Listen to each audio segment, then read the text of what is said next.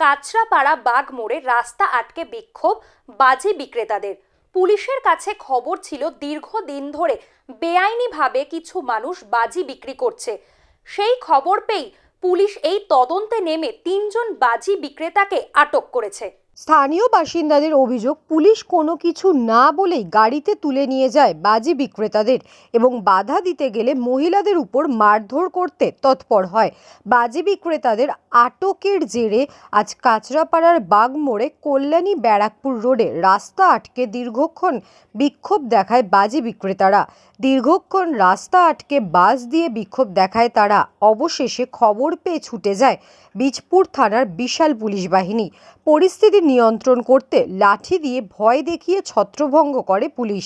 কোর্টের নির্দেশকে মান্যতা দিতে পুলিশ এই অভিযান চালিয়েছে।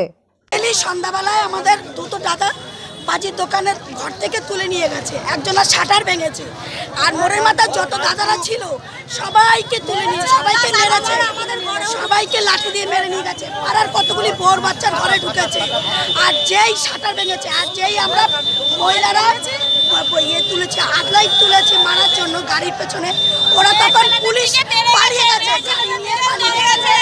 মেয়ে ছেলের দিকে গালাগালি দিয়েছে, লাঠি চার্জ করতে গেছে, ভয়ে ওরা পালিয়ে গেছে। যেই দেখেছে আমরা চাইছি যাদের ধরেছে যেহেতু সবাইকে এখানে দিয়ে যাবে, ছেড়ে যাবে, তাহলে অপরাধ ছাড়বো, আর আমাদের বাজির দোকান খুলতে দিতে হবে।